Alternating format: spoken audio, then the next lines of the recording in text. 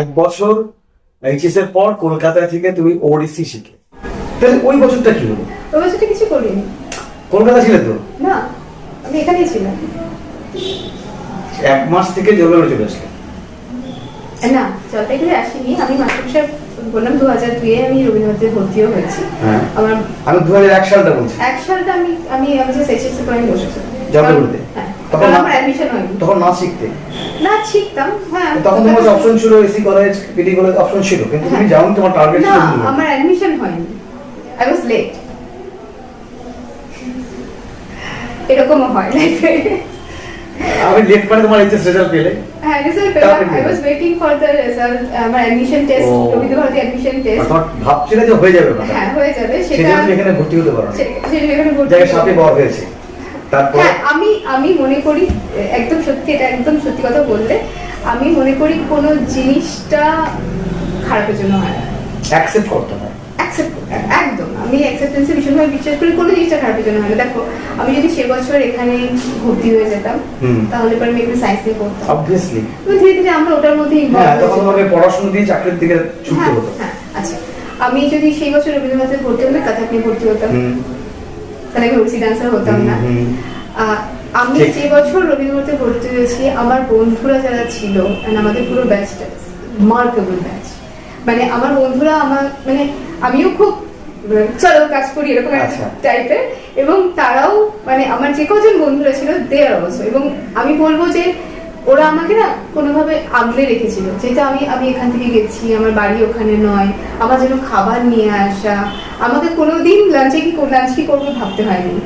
ওরা আলাদা আলাদা ক্লাস হলো, যে যাদের পৌলমী বাসু, ও আমার ওকা থেকে ছিল, আরেকজন জয়তী, ও আমার ওডিসি ছিল, তো ওরা আমার জন্য খাবার রেখে দিত। এখানে একটা প্রশ্ন থেকে যাচ্ছে বারবার করে, আমি যেটা ক্লিয়ার করতে চাচ্ছি। তুমি এক মাস ওডিসি শিখলে কলকাতায়, তারপরে তোমার টার্গেট হলো আমি ওডিসি নিয়ে রবীন্দ্রভারতী পড়বো।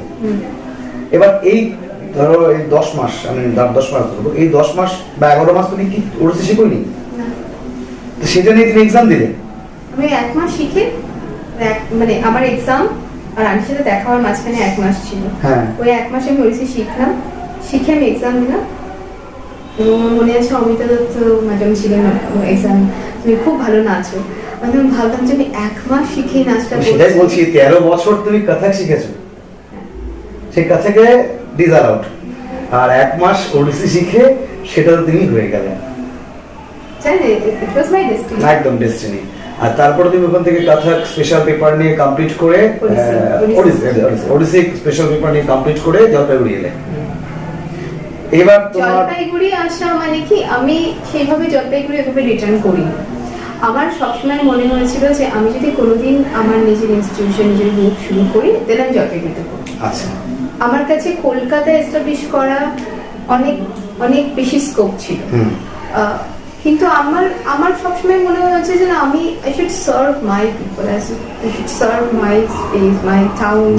এবং এখানে, কারণ আমি দেখেছি ওই সময় অনেকে যারা এখান থেকে শিখে রবীন্দ্রনাথে ভর্তি হয়েছে, বিশ্বভারতীতে ভর্তি হয়েছে, কি অন্য কোনো জায়গায় চলে গেছে এবং তারা ওখানেই সেটেল ডাউন হয়ে ফেরেনি। এবং আজকে জলপাইগুড়ি শহরে এটা একটা প্রবলেম যে আমাদের এখানে 12 ছেলেমেয়েরা তারা আর ফিরছে না। এবং ম্যাক্সিমাম বাড়ি আপনি দেখবেন যে মা বাবা আছে, ছেলেমেয়েরা বাইরে আছে। আমি বলছি না যে বাইরে যাওয়া উচিত না বা তাদের ক্যারিয়ার নিয়ে তাদের ভাবা উচিত না, কিন্তু it's a problem, and it's may not a problem of only Jalpaiguri. অনেক নর্থ বেঙ্গলের শহর আছে যেখানে কিন্তু ভালো ছেলেমেয়েরা যারা বিভিন্ন ক্ষেত্রে ভীষণ ভালো রেজাল্ট করছে বা ভীষণ ভালো কাজ করছে, তারা কিন্তু তাদের শহরে আর নেই, সবাই বাইরে চলে গেছে। কখনো হয়তো শহরে এসে দেখা করছে, আবার চলে যাচ্ছে। তাহলে কল্পদ্বীপের প্রতিষ্ঠা কবে? কল্পদ্বীপের প্রতিষ্ঠা 2008-এ। আমি 2006 থেকে এখানে শেখানো শুরু করি। তখন নামকরণ করনি স্কুলের? না, তখন নামকরণ করিনি। 6 থেকে শেখানো শুরু করি। ওডিসি শেখাচ্ছ? তাহলে ওডিসি তোমার, তুমি বলছো গুরু কৌশলী মুখার্জি তোমার কাছ থেকে তুমি শিখেছো, তাহলে একটা গ্যাপ পড়ে যাচ্ছে কোথাও আমার মনে হচ্ছে। সেটা হচ্ছে ওখানে রবীন্দ্রভারতীতে তুমি ওডিসি স্পেশাল পেপার নিলে, তাহলে কৌশলী মুখার্জিকে তুমি কন্টিনিউ ট্রেনিং কবে নিলে? আমি তখন দুটো একসাথেই হতো। আমি তো তখন কলকাতায় রয়ে গেলাম।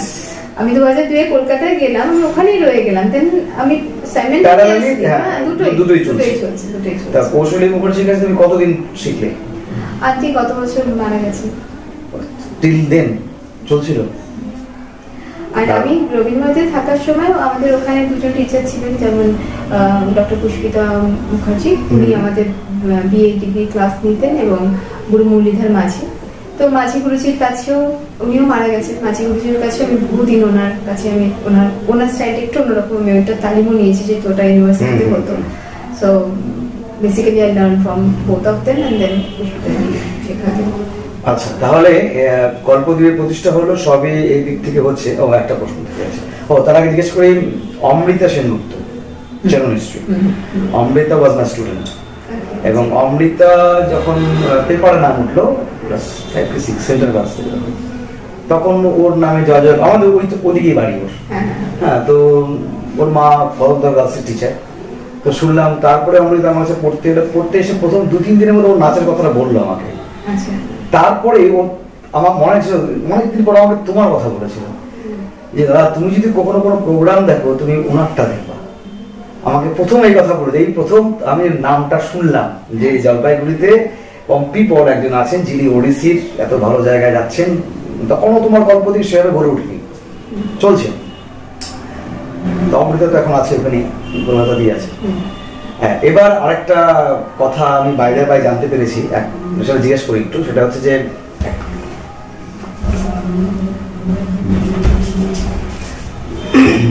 সোর্স বলবো না, তবে এটুকু বলি, তোমার একটা সিরিয়ালের অফার আসছিল, জানি না ঠিক না ভুল, মানে বাংলা সিরিয়াল ইভেন মানে আমার হয়তো বা বাবা থেকে পেয়েছি, কারণ বাবা একটা সময় যাত্রায় অভিনয় করতেন। আচ্ছা, পুলিশে জব করার সঙ্গে সঙ্গে যাত্রা মোস্ট ডিফিকাল্ট ওয়ান। এন্ড বাবা মানে মামা বাড়ির ফ্যামিলি যেমন গান বাজনার সাথে ইনভলভ, তেমন বাবার বাড়ি ফ্যামিলি কেউ ওইভাবে করে কেউ গাইয়ে বা কেউ নাচে কেউ হয়ে ওঠেনি, বা নাটকের কেউ নেই, কিন্তু বাবার এইসবের প্রতি ইন্টারেস্ট ছিল। মানে স্যার হারমোনিয়ামে যে সবকটা রিড সা হতে পারে। আচ্ছা, মানে আপনি যদি কর্ড ভাবো, তাহলে তো সবগুলোই তো সা হতে পারে না, সবগুলোতেই সা বলতে পারো, তাই তো? পার্টিকুলারলি আমি যদি বি তে গাইতে, আমার এটা সা, যে সি তে গাইতে এটা সাটা আলাদা হতে পারে, মানে সবগুলোই সা হতে পারে। সো এই ইনফরমেশনটা বাবা আমাকে প্রথম দেয়। আচ্ছা, তো ইভেন আমি বাবার অনেক আঁকা দেখেছি, কোনো কাগজে হয়তো কোনো কলকা এঁকেছে বা কোনো কিছু এঁকেছে। তো বাবার এইসবে একটা ইন্টারেস্ট ছিল ছোটবেলা থেকে, যদিও পুলিশের জব আর একদমই আলাদা একটা জায়গা, একদমই আলাদা জায়গা, কিন্তু হয়তো সেখান থেকেই আমার মধ্যে এসেছে, আমি আঁকা শিখেছি। ওই অফারটা কি আসছিল? অফারটা মানে আমি তখন মেবি আমার ফেস হয়তো ক্যামেরায় ভালো লাগে।